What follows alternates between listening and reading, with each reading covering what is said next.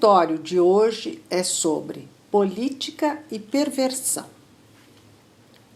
A questão subjetiva não pode ser dissociada da questão social. Por isso, eu vou responder a um consulente cuja questão tem a ver com a situação política do país. Não é fácil estabelecer a relação entre a subjetividade e a sociedade. Freud fez isso quando escreveu A Psicologia das Massas e a Análise do Eu, publicado em 1921, no momento em que as ideias nazistas começavam a ganhar força na Europa, então completamente devastada pela Primeira Guerra Mundial. Logo na abertura, Freud diz que na vida psíquica de um indivíduo, o outro entra como modelo, objeto ou adversário, e por isso a psicologia individual também é psicologia social. A psicanálise não se limita à análise dos conflitos individuais e não dá as costas para o mundo. Procura dialogar com as outras disciplinas, história, sociologia, antropologia, filosofia, religião, linguística. Freud era profundamente engajado e atento aos acontecimentos do seu tempo. Tinha um posicionamento crítico em relação ao que se passava. Psicologia das massas e análise do eu surgiu como resposta à barbárie da Primeira Guerra Mundial. Na época em que Freud escreveu o texto, 3 filhos dele estavam no fronte. Os fenômenos de massa que Freud analisa são o exército e a igreja. A sua ideia básica é que os indivíduos da massa compartilham a ilusão de serem amados, odiados pelo líder e que o líder é uma figura narcísica que não ama ninguém.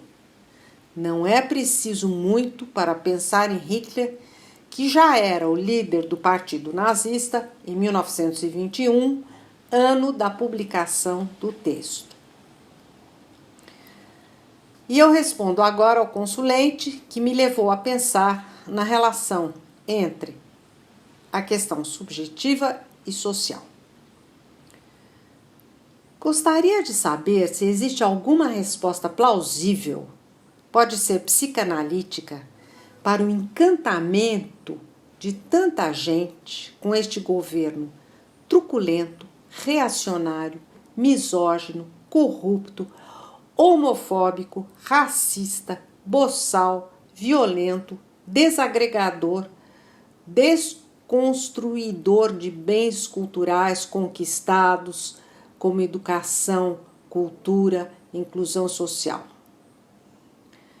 Por favor, me dê alguma explicação para o descalabro político-social desta segunda década do século XXI. Um retrocesso de magnitude planetária que se apresenta no Brasil da forma mais acentuada. Resposta. Você se valeu do e-mail para um grande desabafo, eu compreendo.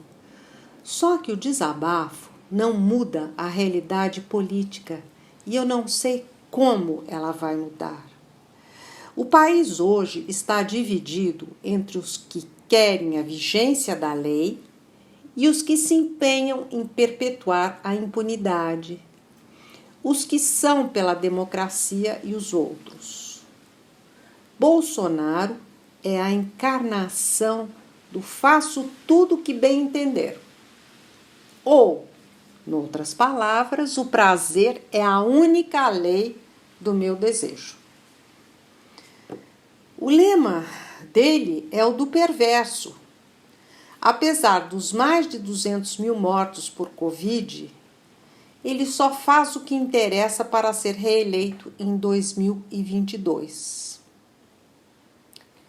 Todos nós, no fundo, queremos fazer tudo que bem entendemos.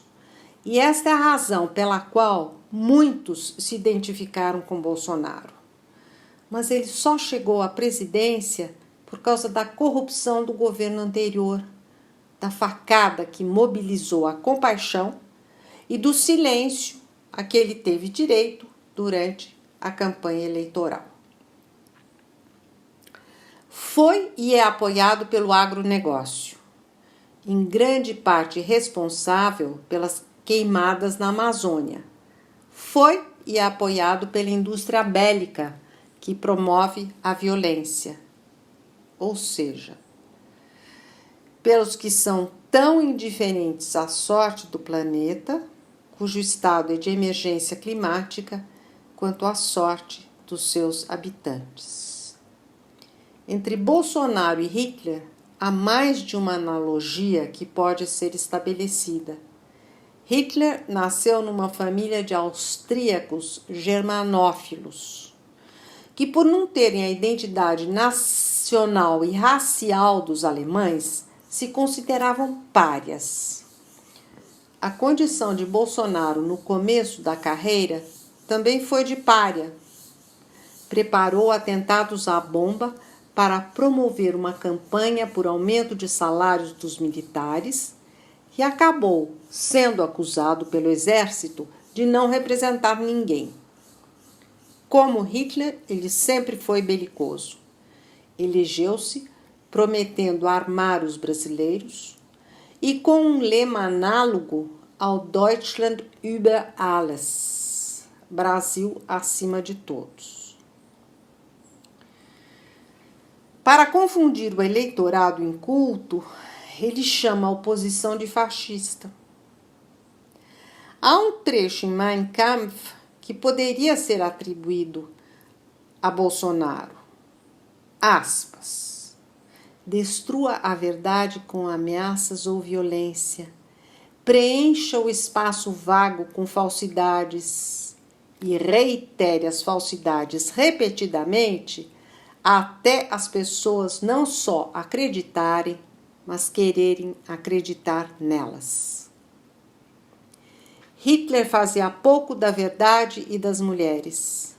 Para ele, a mulher só cabia ser bonita, de preferência loira, e gerar filhos da raça ariana. Como o líder nazista, Bolsonaro desqualifica continuamente as mulheres. Sobre isso eu já falei em mais de uma ocasião. Para concluir, eu quero dizer que só haverá mudança se cada um de nós se ativar para que ela aconteça. Noutras palavras, se cada um for exemplar. Isso implica estar atento a si mesmo e ao que acontece à nossa volta, escutar e ouvir o que é dito e impor limites.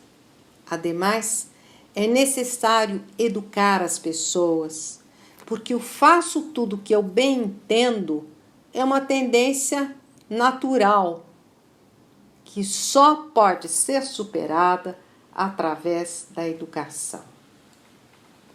No ranking mundial, o Brasil hoje ocupa a 60ª posição entre os 76 países avaliados. Acho que não é preciso dizer mais. Até a próxima. Querendo, envie a sua questão para betmilanescritora@gmail.com. Responderei na medida do possível. Você também pode me ler no meu site www.betmilan.com.br. Disponibilizei os artigos publicados na Folha, na Veja, grandes entrevistas e muito mais. Até!